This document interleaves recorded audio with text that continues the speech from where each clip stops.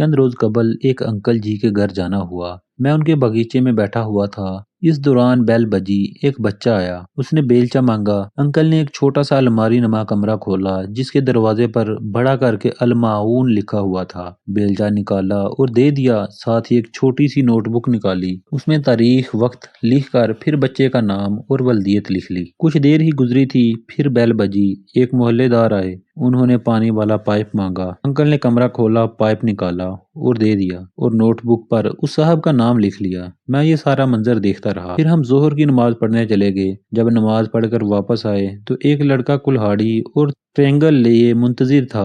Uncle ने दोनों चीजें ली, नोटबुक निकाली, उस लड़के का नाम तलाश करके वसूल लिखा और तारीख डाल दी। अब मुझसे रहा नहीं गया। मैंने उनसे पूछा, आप ये चीजें किराए पर देते हैं? वो मुस्कुराए और बोले, ये सब चीजें सारे मोहल्ले वालों को जरूरत पड़ने पर दे देता हूँ। इनका किराया बिल्कुल है, लेकिन ये किराया अल्लाह के खाते में है। क्या तुमने सूरह माऊन नहीं पढ़ी? अल्लाह ताला कहता है, फवैलुल लिल मुसल्लीन, कि अफसोस है, बर्बादी है उन नमाजियों के लिए। वयमनऊन अल माऊन, आम इस्तेमाल की चीजें मांगने पर दूसरों को नहीं देते। तो बेटा, जब से मुझे ये आयत समझ आई है, मैंने ये स्टोर अल माऊन बना दिया है और सारी आम इस्तेमाल की चीजें, कुल्हाड़ी, कुदाल, बेलचा, कस्सी, हथौड़ा, पाइप वगैरह सारी चीजें जो कि पहले से मेरे घर में मौजूद थी, मैंने यहाँ जमा कर दी हैं। अब मोहल्ले में जिसको जो चीज चाहिए होती है वो आकर ले जाता है। नोटबुक पर उनका नाम और तारीख लिख देता हूँ। जब चीज वापस आ जाए वसूली डाल लेता हूँ। मैं खुशगवार हैरत से उनकी बातें सुन रहा था। उन्होंने चाय का घूंट भरा और बोले, कुछ चीजें मैंने खरीदी हैं, जबकि बहुत सी चीजें तो मोहल्ले वाले खुद ही मुझे दे के गए हैं कि आप उन्हें अलमाउन में रख लें और जब जरूरत होगी ले जाएंगे।